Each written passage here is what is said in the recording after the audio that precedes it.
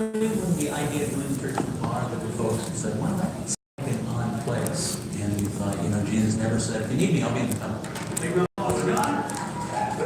A stand-up comedian turned United Methodist pastor, Jerry Herships, believes that in today's world, you have to meet people where they are.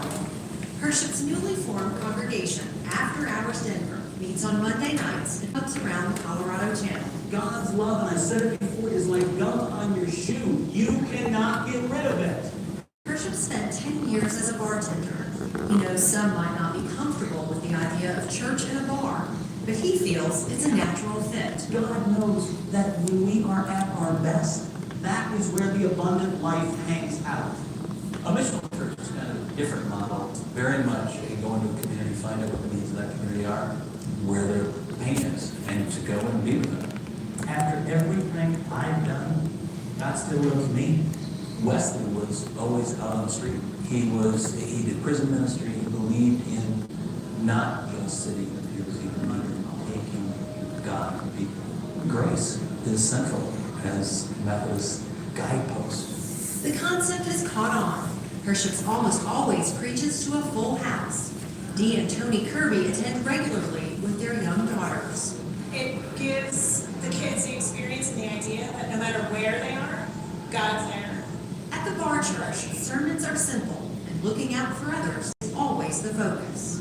We make people enjoy sandwiches during the service, and that is love. That's our call to worship. It's service within the service, and it's a way for people to sort of dip their toe into serving other people. Bar meetups may happen once or twice a month, but the After Hours Church is active 6 days a week. You can find members in Civic Center Park taking love to the streets. Got a couple turkey sandwiches, bottle water, bacon chips, banana, peanut butter, jelly sandwich, 2 granola bars. I've been walking around for 3 days and I got thrown out of my hotel room and I didn't have a job and trying to find a job and just thankful that I was able to have lunch today. It's awesome, me and my girl, we get food every day. We live on the streets, we sleep outside. A lot of people judge us based on what we look like for how we live our lives, and we're just trying to get a head start in life. Matthew Moore found After Hours through an ad in a men's restroom. A lot of people, big thing they fear with churches is that they're all talking, no action. And this one is very heavy on. You're out there, you're helping people. It's kind of rough to win. We got communion right here. Brian, reminder how much God loves you. God bless you. He's definitely an interesting guy. I like him because he's helped us out considerably since we were on. I think the missional church is not always going to be about home. There may be a neighborhood where, for whatever reason, there's a lot of single parents in that neighborhood. So you go and find a way to help the single parent. Missional church is not doing a single thing. It's about finding out what's the need of a community and addressing that need. Amber Marsh is a lifelong United Methodist. Hership spoke at her church, and she's been coming to Civic Center Park ever since. I hand out lunches. I give people hugs that want hugs. Let them know that they can have communion if they want it. I've even written a song. Come to God's table. Come big and small. Come to God's table. God welcomes us all. When I was a kid, probably the one word that was heard in my house the most was why. Right? When I was real little, I did just like all the little kids do, and I said why. I asked why about everything. Why, Daddy, is the sky blue? Why does the frog jump? Why are you yelling at that car in front of us? Why does Mom always burn the biscuits? When I got a little bit older, the shoe was on the other foot, right? And it was Dad's turn to ask why. Usually with that vein popping out in the middle of his forehead. I haven't quite gotten there yet. I haven't had to do that yet. But yeah, he'd be like, why? Why are you hitting your brother? Or he'd use that other form of the word why, which is what possessed you. Maybe you've used that one. What possessed you to shoot bottle rockets at each other? Of course, my usual unsatisfactory answer was Seemed like a good idea at the time. But we learn at an early age that why matters. You know, in his TED Talk on leadership, business guru Simon Sinek points out that why matters most. That leaders and organizations that draw people in and inspire them to action have one thing in common. They all have why. Their purpose, their reason for existing at the core of everything they do. And what they do comes out of that.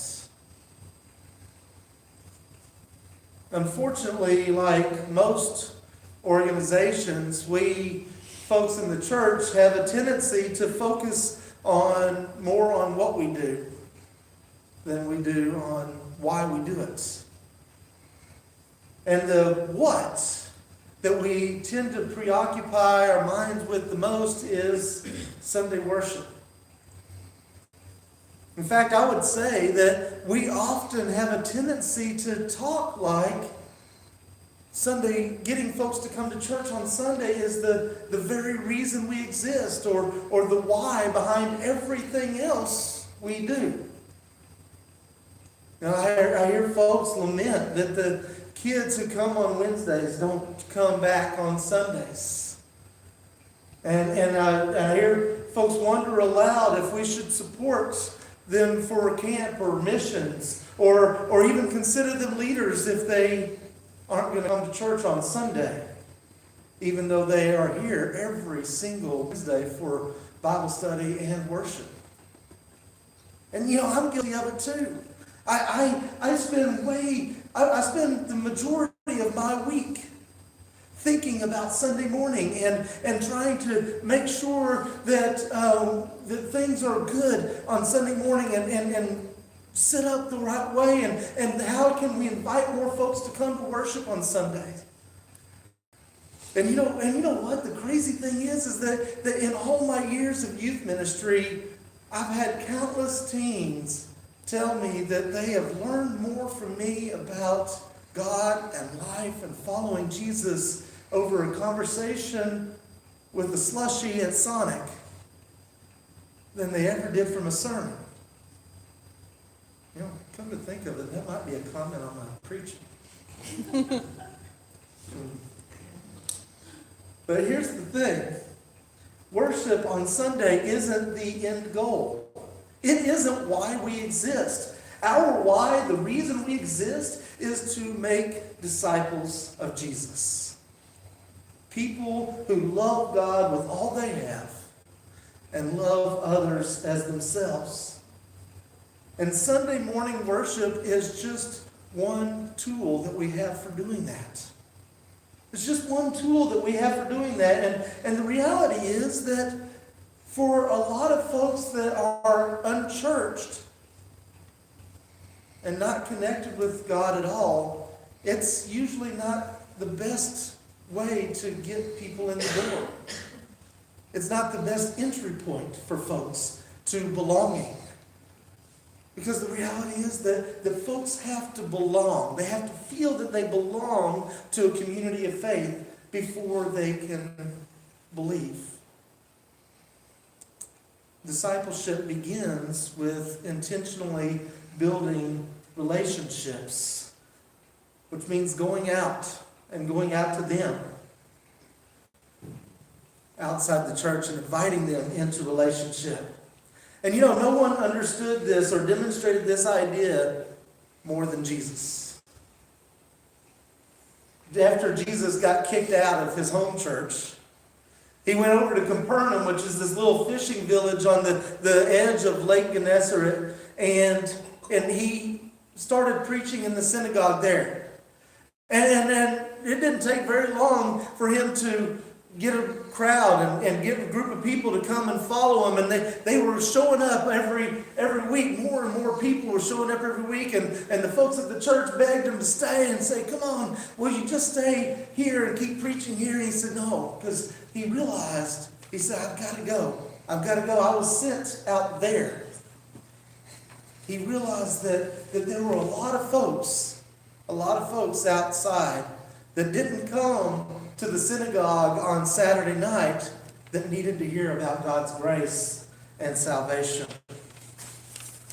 And so he went out. He went out to the lake shores and the mountains and the fields and the roadsides, and he didn't just go out there and preach at them and invite them back to the local synagogue for a Sabbath service.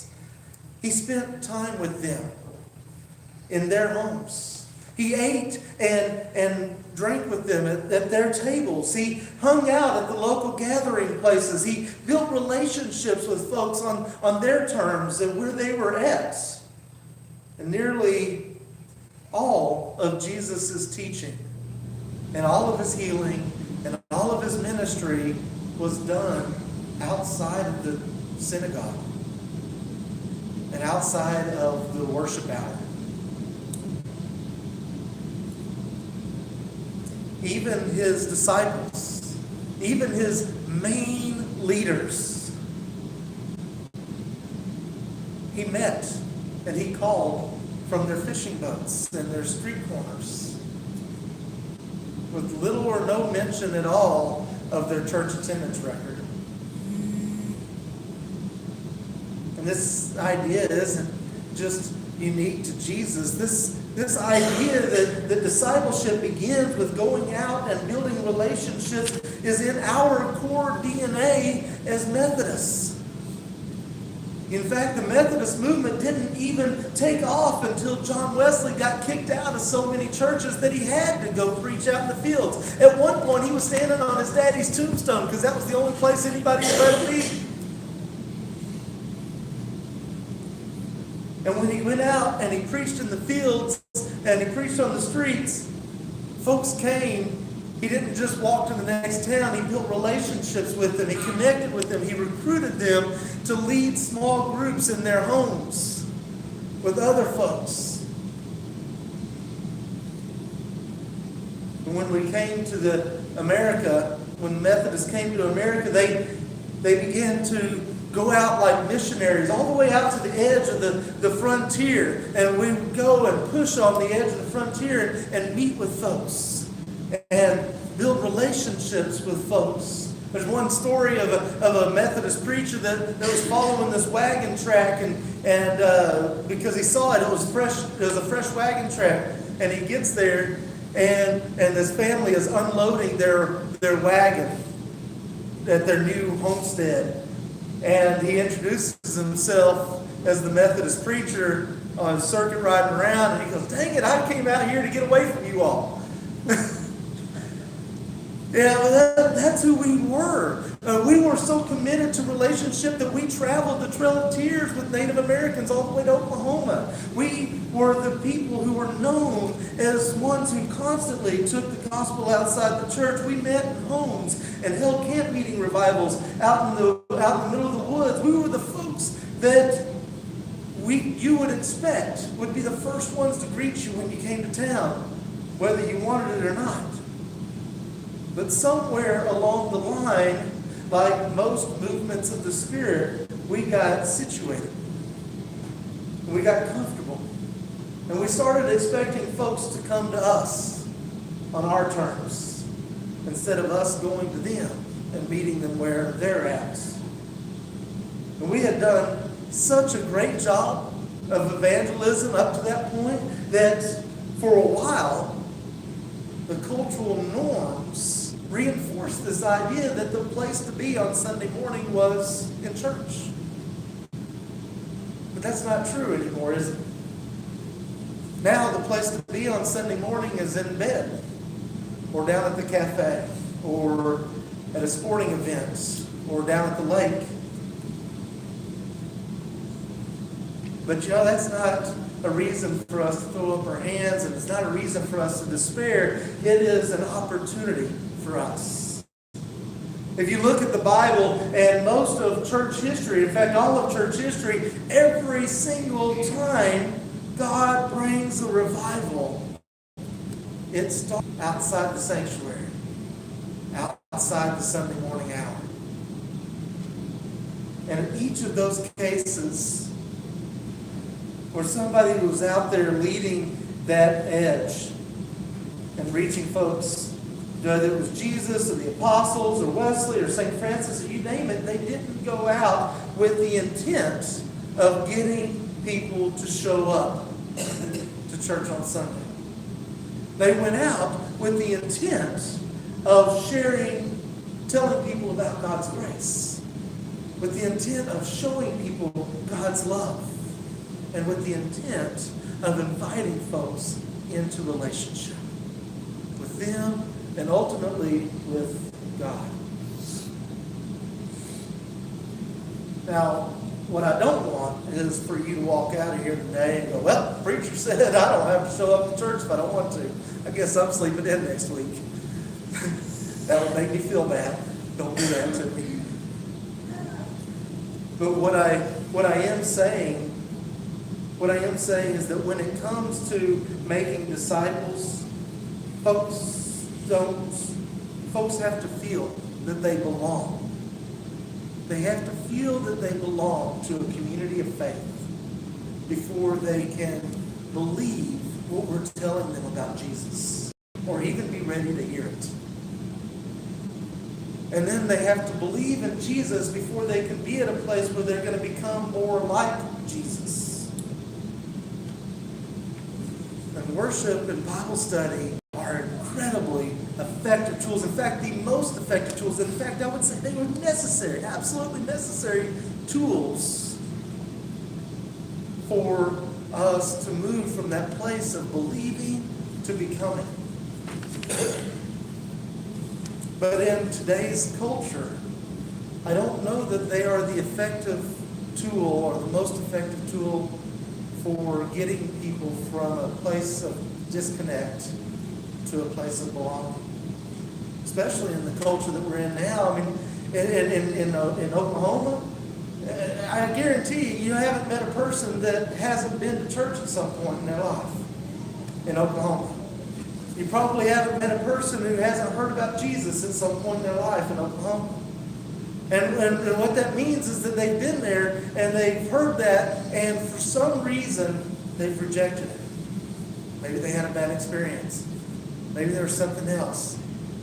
But we have to overcome that before we can even get to the place of them being here. We have to build relationship and get people to a place of belonging. So then what do we do about that? How do we do that here in Calumet? I have a couple of thoughts. One is that we have limited gathering places in Calumet. We got a couple of places down at the cafe, and some of y'all are down there every day, and you know folks, and you connect with folks.